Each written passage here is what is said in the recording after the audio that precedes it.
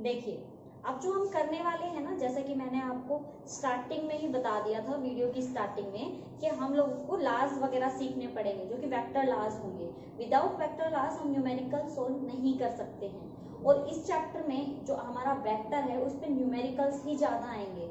आपसे नॉर्मली शायद ना भी पूछा जाए what do mean by vectors, difference between vectors and scalars, but आपका जो न्यूमेरिकल्स हैं वो पक्का पूछे जाते हैं। तो हम जो यहाँ पे सीखने वाले हैं ना, वो हम सीखेंगे वेक्टर्स के लाज, फिर उनको अप्लाई करके देखेंगे हमारे न्यूमेरिकल्स पे। सबसे पहले मैं आपको छोटी सी कुछ टर्म्स वगैरह बता देती हूँ। जैसे कि मान लीजिए कि आपके पास कोई भी वेक्टर ए है, ये मैंने कोई भी वेक्टर ए ले लिया, तो आपके पास कोई भी वेक्टर बी है, मान लीजिए ये वेक्टर मैंने बी ले लिया।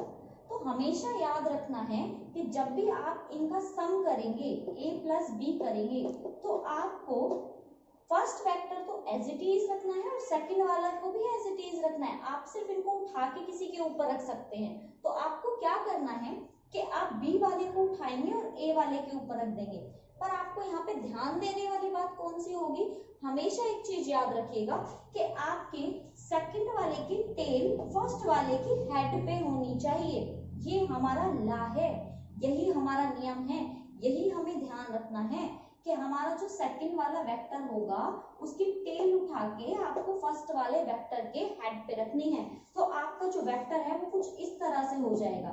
ये वेक्टर आपका ए हो गया जो अब तक आपने देखा था। ये जो बी वेक्टर है इसको उठा के रख देना है हमें बी वेक्टर इसकी ए पे, यानी कि मैंने बी वेक्टर की टेल को ए वेक्टर की हेड पे रख दिया है। ये चीज आपको समझ में आई? बहुत आसान थी। मान लीजिए कि मैंने एक वेक्टर ए ले लिया और एक वेक्टर मैंने बी ले लिया। अगर आपको इनको दोनों को आपस में जोड़ना होगा तो आप कैसे जोड़ेंगे? ये वेक्टर हो गया हमारा ए और इसको इस बी वाले की वेक्टर जो हमारा बी वेक्टर है इसके टेल को ए के हेड पे रखना है। तो कुछ इस तरह से रख देंगे हम लोग। तो ये हमारा क्या हो गया? बी वेक्टर हो गया। क्या आपको ये चीज समझ में आई कि हमें क्या करना है कि हमारे पास कोई भी एक वेक्टर होगा और अगर हमें सेकंड वेक्टर चाहिए तो सेकंड वाले के टेल को फर्स्ट वाले की हेड पे रखना है। कुछ इस तरह से आपका रखा जाएगा।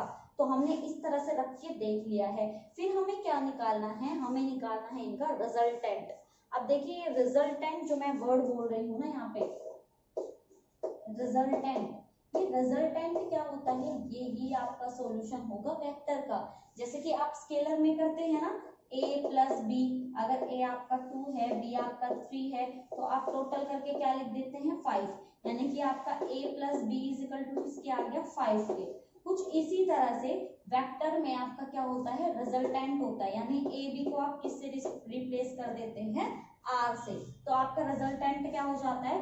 रिजल्टेंट हो जाता है आपका r is equal to a plus B. So simple. अब देखते हैं इनको कैसे करते हैं। देखिए जब मैंने a और b वेक्टर लिया, b वाले की टेल को a वाले के हेड पे रख दिया, तो आपका जो रिजल्टेंट होगा ना वो इस तरह से होना चाहिए। आपके रिजल्टेंट की टेल फर्स्ट वाले की टेल पे और हेड सेकंड वाले के हेड पे। ये चीज यहाँ पे ध्यान रखने वाली बात है। सेम ऐसे ही ध्यान से देखिएगा, जैसे कि मैंने ये बनाया था, तो हमें क्या करना है कि हेड को रखना है दूसरे की टेल पे। दैट्स मीन आपका जो रिजल्टेंट होगा वो कुछ इस तरह से हो जाएगा। दोबारा से एक बार दिखाती हूँ कैसे करना है। देखिए याद रखिएगा, अगर आपके पास कोई भी एक वेक्टर ए है और आपने क्या कर दिया, उसके पास बी वेक्टर रख दिया, तो आप कभी भी क्या नहीं करेंगे? ऐसे नहीं करेंगे कि आपने टेल को हेड पे रख दिया और हेड को टेल पे। ये तो साइकिल बन गई। देखना जरा, ए यहाँ से चले ए पे, ए से चले बी पे, बी से चले इस पे, तो ये आपका हो जाता है रॉन्ग। आपको ऐसा नहीं करना है। आपको क्या करना है? हमारे पास ए वेक्टर है, फिर उसके बाद बी वेक्टर है, तो आपको क्या करना है? इसकी टेल टेल पे रखनी है और हेड हेड पे रखना है, और ये आपका क्या बन जाता है? रिजल्टेंट। ये रिजल्टेंट निकालने का तरीका होता है। आई होप आपके ये बड़े अच्छे से समझ में आ गया होगा। और एक चीज, माइनर सी चीज, मैं एंगल के बारे में आपको जरूर बताना चाहूंगी कि अगर आप ऐसे लिखते हैं, देखिए for example tail tail same है किन्हीं भी दो वेक्टर्स की, को इनिशियल वेक्टर जिसको बोलते थे, याद है, जिनका जो इनिशियल पॉइंट होता था वो कॉमन होता था। तो अगर इन दोनों के बीच में एंगल 60 है तो ये एंगल 60 ही रहता है, कोई डिफरेंस नहीं है। लेकिन अगर आप ऐसे लिखते हैं, फॉर एग्जाम्पल ये आपका ए वेक्टर है, ये बी वेक्टर है है ना, तो आपका हेड पे टेल जुड़ा हुआ है, तो आप जो एंगल देखते हैं वो बाहर वाला देखते हैं, ये वाला थीटा ये वाला होता है। समझ में आई बात? नहीं आई? एक बार और बताती हूँ। फॉर एग्जाम्पल मेरे पास कोई भी वेक्टर ए है, मैंने कोई भी वेक्टर बी यहाँ पे बना दिया है, ये मेरा बी वेक्टर है, तो आप एंगल अंदर के साइड वाला नहीं ले सकते। आप एंगल कहाँ का लेंगे? आप लेंगे ये वाला एंगल, बाहर वाला एंगल। क्या आपको ये चीज अच्छे से समझ में आई? हमें कैसे रिजल्टेंट निकालना है वो समझ में आया? आई होप आपके ये बहुत अच्छे से समझ में आ गया होगा। और अगर आ गया होगा तो अब हम सीखते हैं हमारा triangle law of vector addition. वैसे मैं आपको बता दूं कि आपने ये सीखते सीखते triangle law of vector addition सीख चुके हैं। आप ट्रायंगुलर लॉ सीख चुके हैं। ये जो अभी अभी मैंने आपको सिखाया है ना, ये ट्रायंगल लॉ ही था। अगर मैं आपको नॉर्मली डेफिनेशन लिख के फिर समझाती तो शायद आपकी समझ में नहीं आता, लेकिन मैंने जो अभी अभी आपको समझाया है वो ट्रायंगल लॉ ही था। खुद देखिए, हमने सिंपली एक वेक्टर लिया, ए वेक्टर, बी वेक्टर लिया, फिर उसके बाद हमने क्या बनाया था? रिजल्टेंट बनाया था। तो ये आपका क्या है? यही तो आपका ट्रायंगल है। क्या ये ट्रायंगल नहीं दिख रहा है? ये बिल्कुल ट्रायंगल जैसा दिख रहा है, इसकी 3 साइड्स हैं आपकी। तो ये आपका हो गया ट्रायंगुलर लॉ। इसमें आपका एक न्यूमेरिकल के लिए फॉर्मूला है, वो मैं आपको डायरेक्ट समझा रही हूँ। R is equal to root A square plus B square plus 2ab cos theta. ये लॉ आपको याद रखना है। ये जो मैंने यहाँ पे आपको वैल्यू बताई है, ये वैल्यू आपको याद रखनी है। देखिए, ये फॉर्मूला आपके लिए बहुत ज्यादा इंपॉर्टेंट होने वाला है, क्योंकि अभी मैं आपको जो न्यूमेरिकल कराने वाली हूँ वो आपके इसी फॉर्मूला बेस्ड होंगे। और ये न्यूमेरिकल आपके लिए बहुत ज्यादा मायने रखने वाले हैं, बहुत ज्यादा इंपॉर्टेंस रखने वाले हैं, क्योंकि ये एग्जाम में बहुत बार पूछे जाते हैं। तो चलिए जल्दी से इस फॉर्मूले को याद करिए, लिखिए, फिर उसके बाद चलिए आ गया है वो टाइम जिसका हमने बिल्कुल स्टार्टिंग से ही वेट किया था, हमारे न्यूमेरिकल्स का। मैंने आपको पहले ही कहा था कि हमारे जितने भी वेक्टर्स लॉ होंगे उनका यूज करके हमें न्यूमेरिकल्स करने हैं। न्यूमेरिकल्स करने से पहले आपको फॉर्मूला अच्छे से याद होना चाहिए।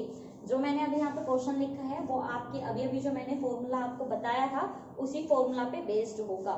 चलिए आइए बिना टाइम वेस्ट किए अपना शुरू करते हैं क्वेश्चन को। देखिए क्वेश्चन क्या कह रहा है। क्वेश्चन हमारा यहाँ पे कह रहा है two equal forces have their resultant equal to either. आपके पास कोई फोर्स है, उसका रिजल्टेंट भी सेम है और दोनों जो वेक्टर है उनके फोर्स भी सेम है। अब फिर बोल रहा है at what angle are they incline. अब ये बात तो बहुत अच्छे से सारे बच्चों को समझ में आ गई होगी कि क्वेश्चन में कहीं ना कहीं एंगल पूछा है, क्योंकि क्वेश्चन में कहा है at what angle are they incline. हमें ये चीज तो बहुत अच्छे से समझ में आ गई है कि एंगल पूछा है, लेकिन ऊपर वाली लाइन में क्या लिखा हुआ है ये समझ में नहीं आया होगा। अब क्वेश्चन ही यही है, क्वेश्चन ही हमें यहीं पे यही समझना है। क्वेश्चन में अंदर कुछ भी नहीं है, सॉल्यूशन में ऐसा कुछ भी नहीं है, लेकिन सब कुछ इस क्वेश्चन में ही अटका हुआ है। अगर आपको क्वेश्चन समझ में आ गया तो आप इजीली इस क्वेश्चन को कर सकते हैं, अदरवाइज फिर तो बैठे ही रहना है। Two equal forces have their resultant equal to either. अब समझिए, हमें पता है ये करने से पहले, एंगल निकालने से पहले हमें दो वेक्टर की जरूरत है, ए और बी, और हमें चाहिए रिजल्टेंट आर, क्योंकि वी नो दैट हमारा फॉर्मूला क्या है, R is equal to root A square plus B square plus 2ab cos theta. इतनी सी चीज तो हमें पता है। तो अब हमें इतनी बात भी पता है कि हमें चाहिए थीटा। देखिए किसी भी फॉर्मूले में आपको बस ये देखना है गिवन क्या है और आपसे निकलवाना क्या चाह रहा है।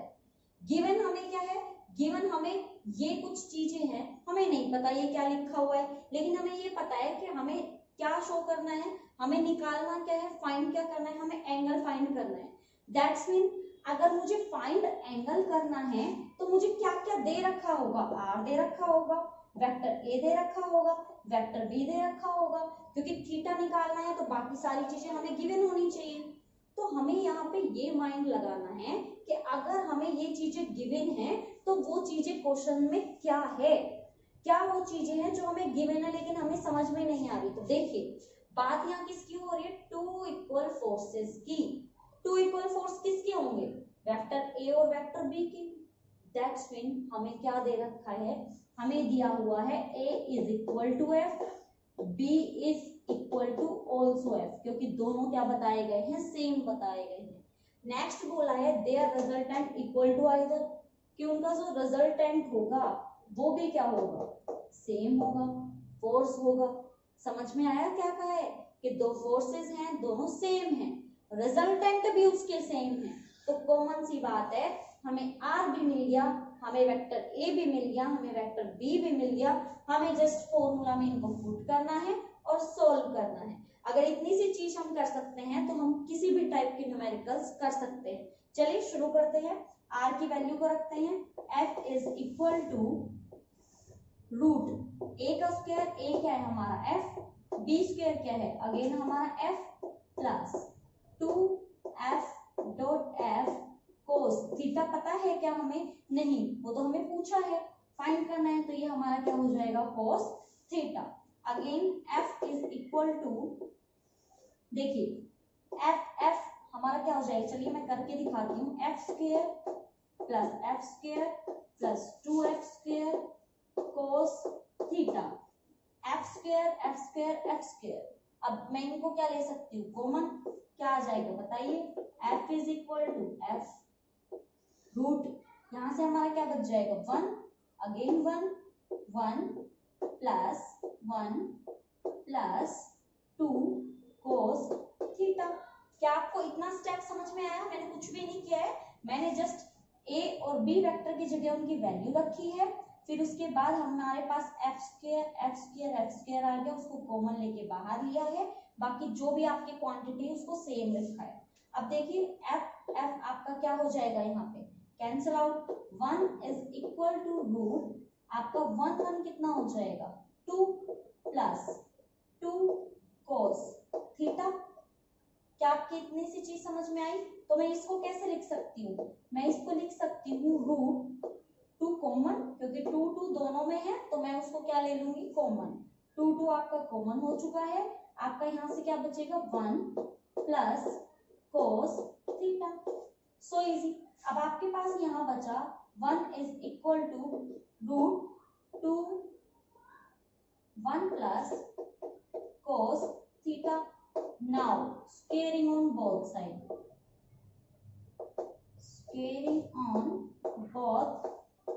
साइड्स। अब हम दोनों साइड क्या कर देंगे, स्क्वेयरिंग कर देंगे। चलिए मैं यहाँ पे करके दिखाती हूँ, 1 is equal to root 2 1 plus cos theta, दोनों तरफ स्क्वेयरिंग करेंगे तो हमारा कुछ इस तरह से आएगा।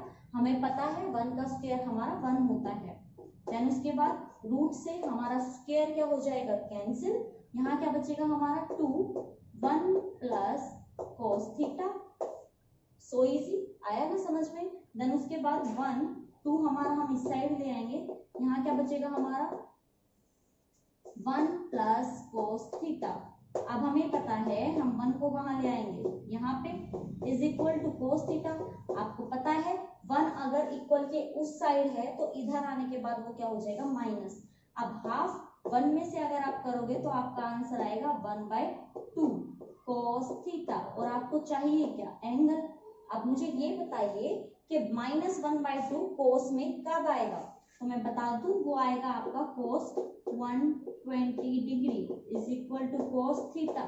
तो यहाँ से आपका कोस कैंसिल, थीटा आपका कितना हो गया 120 degree, that is your answer. क्या आपके समझ में आया ये कैसे हुआ है? बहुत आसान था, बहुत ही ज्यादा इजी था, सिर्फ आपको सारा दिमाग कहाँ लगाना था, सारा का सारा दिमाग सिर्फ और सिर्फ यहाँ पे फोकस करना था। अगर आपके ये लाइन आपके समझ में आ गई होती तो हम लोग ये सारा आराम से कर लेते। देखिए मैं दोबारा से एक बार आपको बता देती हूँ क्या करना है हमें। सिंपली हमें ये कहा था, सिर्फ ये फोकस करने की कोशिश। देखिए पहले ये मत देखिए कि क्या गिवन है, पहले ये देखिए कि आपको निकालना क्या है, फिर उसके बाद ये देखिए कि आपको अगर वो निकालना है तो बाकी कौन कौन सी चीज बची है। क्योंकि अगर आपको ये पता लग गया कि आपको फाइंड क्या करना है, दैट्स मीन बाकी की चीजें तो क्वेश्चन में दी हुई होंगी, बस हमें वो फाइंड करनी है, थोड़ा सा दिमाग लगाना है। तो अब आप खुद देखिए, हमने क्वेश्चन में देखा two equal forces have their resultant equal to either, that's mean हमारा रिजल्टेंट भी फोर्स था, वेक्टर ए भी फोर्स था और हमारा बी भी फोर्स था।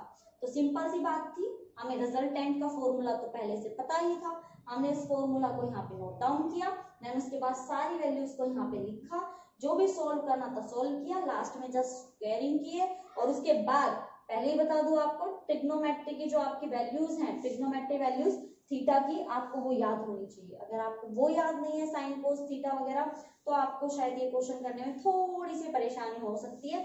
लेकिन अगर आप ये चाहते हैं कि मैं आपको ट्रिक कराऊं जितनी भी हमारी ट्रिग्नोमेट्री वैल्यूज होती है, तो मुझे कमेंट करके जरूर बताइएगा, तो मैं इसके ऊपर भी एक वीडियो बना के आपको जरूर दे दूंगी। तो प्लीज इसको अच्छे से एक बार तो आपको ये क्वेश्चन अपने आप करके देखना है, बस करके देखना है, मतलब करके देखना है। फटाफट से इस वीडियो को यहीं पे पॉज कीजिए, क्वेश्चन को नोट डाउन कीजिए और अभी इसको करके देखिए। जरूरी नहीं है कि आपको यहाँ पे हमेशा फोर्स ही दिया जाए, क्या पता आपको कोई अदर क्वांटिटी दे दे, यहाँ पे आपको टॉर्क दे दे, वेलोसिटी दे दे, वो कुछ भी दे सकते हैं एग्जाम में। आपको जस्ट पैटर्न पता होना चाहिए कि आपको यहाँ पे कैसे सोल्व करना है। तो जल्दी से अपनी पेन और नोटबुक उठाइए, जल्दी से इस क्वेश्चन को करके देखिए और मुझे कमेंट में जरूर बताइए कि आपको ये क्वेश्चन कैसा लगा, मुझे मेरा कराने का तरीका आपको कैसा लगा, समझ में आया है या नहीं आया है। नेक्स्ट क्वेश्चन करते हैं। नेक्स्ट न्यूमेरिकल कुछ आपका इस तरह से है, देखिए बोल रहा है एड a velocity of 30 metre per second and velocity of 40 metre per second. आपके पास यहाँ पे दो वेलोसिटी है। वेलोसिटी क्या होती है आपकी वेक्टर क्वांटिटी, तो आपको ऐसे शो कर सकते हैं a is equal to 30 metre per second. आपकी जो सेकेंड वेलोसिटी दी हुई है वो आपकी क्या दी हुई है, वो दी हुई है हमारी 40 मीटर पर सेकेंड। अब आपको क्या कैलकुलेट करना है, हमें यहाँ पे कैलकुलेट करना है हमारा रिजल्टेंट। रिजल्टेंट का फॉर्मूला आपको बहुत अच्छे से पता है, जस्ट आपको उसमें वैल्यूज पुट करनी है, a square plus b square plus 2ab cos theta. अब यहाँ पे जो आपको चीज याद रखनी है ना, वो ये याद रखनी है कि जो आपकी वेलोसिटी है वो जो आपस में एंगल बना रही है वो आपका 90 डिग्री है।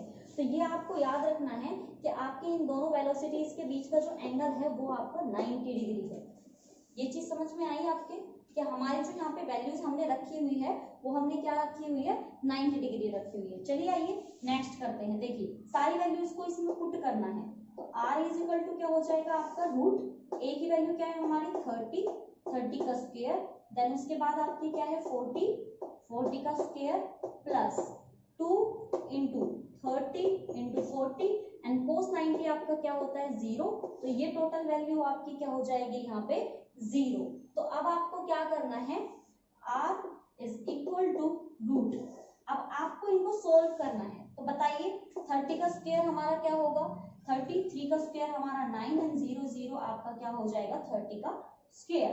देन उसके बाद आपका 40 जो हमारा है 40 का स्क्वायर हमारा क्या हो जाएगा 1600।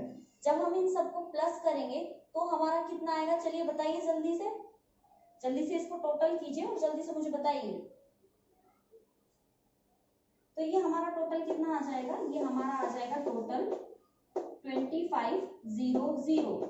तो जब आप इसको सोल्व करेंगे तो ये आपका टोटल किसके इक्वल आ जाएगा 50 metre per second. That's mean हमारा जो रिजल्टेंट निकल के आया है इन दोनों वेलोसिटीज के लिए वो हमारा क्या निकल के आया है 50 मीटर पर सेकेंड। बहुत आसान सा क्वेश्चन था, आसान सा मैंने आपको इसलिए कराया है ताकि आपको पहले इजी क्वेश्चन अच्छे से समझ में आए, एग्जैक्टली कैसे आपको फॉर्मूला का यूज करना है वो समझ में आए, फिर उसके बाद थोड़ा सा टफ एंड अदर पैटर्न के क्वेश्चंस करेंगे। ये मेरा एक पैटर्न था जो मैंने आपको करा दिया है। नेक्स्ट पैटर्न का मैं अब नेक्स्ट क्वेश्चन जो अब आपको नेक्स्ट कराने वाली हूँ उसमें कराऊंगी। पैटर्न्स आपके चेंज होते रहेंगे, लेकिन जितने भी पैटर्न्स आपके हैं सभी पैटर्न्स का एक क्वेश्चन मैं आपको कराती रहूंगी। बाकी आपके बुक में जितने भी आपको एग्जाम्पल्स मिलते हैं, क्वेश्चंस मिलते हैं, जितने भी न्यूमेरिकल्स हैं उनको कर करके जरूर देखना है।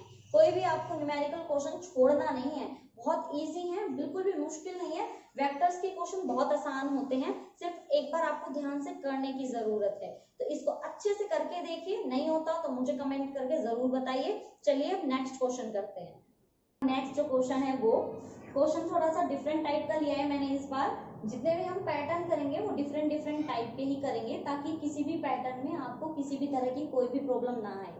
देखिए क्वेश्चन थोड़ा सा ट्रिकी इसमें भी है, आपको बस थोड़ा सा प्रेजेंस ऑफ माइंड इसमें लगाना है। देखिए क्वेश्चन क्या कह रहा है यहाँ पे, क्वेश्चन कह रहा है what is the property of two vectors A and B. आपके पास टू वेक्टर्स है, एक वेक्टर आपके पास ए है, एक वेक्टर आपके पास बी है। If A plus B is equal to A minus B, आपके पास दो वेक्टर हैं, पूछा है उन दोनों की क्या प्रॉपर्टीज होंगी अगर a plus B is equal to आपका mod of a minus B के हो जाएगा। आपको थोड़ा सा ये सिस्टम यहाँ पे याद रखना है। अब आप सोच रहे होंगे ये सोल्व कैसे करना है, चलिए मैं थोड़ा सा इसके बारे में आपको बता देती हूँ। मान लीजिए कि आपके पास वेक्टर a होता है, कोई भी वेक्टर a मैंने ले लिया, फिर उसके बाद मैंने कोई भी वेक्टर b ले लिया, तो आप इनका क्या निकालते हैं, रिजल्टेंट। हम लोग किसी भी वेक्टर का क्या निकालते हैं, रिजल्टेंट, और रिजल्टेंट को आप कैसे लिखते हैं, a प्लस बी, यानी कि दोनों वेक्टर को मिलाकर उनका मोड, सेम ऐसा ही कुछ करते हैं। फिर उसके बाद अगर आपका ये माइनस में है तो आप उसके लिए क्या लगा देंगे, a माइनस बी, कुछ इस तरह का। बस वही सिस्टम आपको यहाँ पे फॉलो करना है। ये जो हमारे पास आया है ना, ये जो हमें ऑलरेडी दिया हुआ है, ये कुछ नहीं है, ये हमारे पास हमारा रिजल्टेंट है जिसको आपको क्या करना है, सोल्व। अब आप मुझे एक छोटी सी बात बताइए, क्या आपको रिजल्टेंट का फॉर्मूला नहीं पता क्या? हमें बिल्कुल पता है। देखिए अगर आपको a प्लस बी के लिए निकालना है तो आपको क्या करना है, यहाँ पे जस्ट आपके रिजल्टेंट का फॉर्मूला लिखना है, और फॉर्मूला क्या होता है हमारा, a square plus B square plus 2ab cos theta. ये हमारा क्या हो गया, a प्लस बी के लिए। और अगर हमें यही हमारे a माइनस बी के लिए करना हो तो वो हमारा क्या हो जाएगा, वो सिंपली हो जाएगा आपका root a square minus B square, sorry a square plus B square minus 2ab cos theta. ये आपके रिजल्टेंट के क्या हो गए, फॉर्मूले।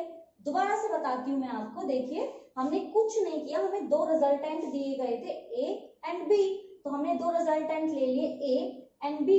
फिर हम रिजल्टेंट कैसे निकालते हैं, a प्लस b को करते हैं तो रिजल्टेंट आ जाता है। तो हमने a प्लस बी भी ले लिया, a माइनस बी भी ले लिया। फिर हमें सिंपली पता है हमारे रिजल्टेंट का फॉर्मूला क्या होता है, a square plus B square plus 2ab cos theta, a square plus B square minus 2ab cos theta. आपको क्या करना है, जो हमें दिया हुआ है वो ही आपको यहाँ पे पुट आउट करना है। चलिए करके देखते हैं। हमें दिया हुआ है given that a plus B is equal to a minus B. आपको सिर्फ आपका जो रिजल्टेंट है उसकी वैल्यू यहाँ पे रखनी है, अदरवाइज और कुछ भी नहीं करना। तो क्या हो जाएगा आपका, चलिए देखते हैं। आप रखिए यहाँ पे आपकी value a square plus B square plus 2ab cos theta is equal to root a square plus B square plus minus 2ab cos theta. बहुत आसान था ये तो। फिर आपको करनी है squaring on both side, squaring on both sides. अब आप जब स्क्वायरिंग करेंगे तो आपके स्क्वायर से ये क्या हो जाएगा, कट। चलिए मैं आपको करके दिखाती हूँ। a square plus B square plus 2ab cos theta, इसका square is equal to root a square plus B square minus 2ab cos theta. ये आपके स्क्वायर से रूट क्या हो जाएगा, कैंसिल आउट। ये मैंने स्क्वायर से रूट क्या कर दिया, कैंसिल। आप देखेंगे आपके पास यहाँ पे रिमेनिंग क्या बचा, a square plus B square plus 2ab cos theta is equal to a square plus B square minus 2ab cos theta. जैसा कि आप देख पा रहे हैं दोनों साइड आपकी क्वांटिटीज क्या हैं, सेम। तो क्या मैं इनको कैंसिल आउट कर दूं, कोई प्रॉब्लम नहीं है। देन उसके बाद 2ab cos थीटा, और आपका ये जो यहाँ पे माइनस 2ab है उसको हम इधर ले आएंगे तो हो जाएगा plus 2ab cos theta. So simple is equal to 0। Total क्या हो जाएगा, 4ab cos theta is equal to 0। ये सारे टर्म जब आप 0 के नीचे लेके जाएंगे अगेन वो 0 हो जाएंगे। तो आपका cos theta is equal to क्या हो जाएगा, आपका 0। और आपको पता है cos 0 कब होता है, जब थीटा आपका कितना होता है, 90 डिग्री। दैट्स मीन आपके जो दोनों वेक्टर थे A and B both are perpendicular to each other, क्योंकि 90 डिग्री का मतलब क्या है कि दोनों ही वेक्टर आपके क्या हो गए, परपेंडिकुलर हो गए आपके एक दूसरे के।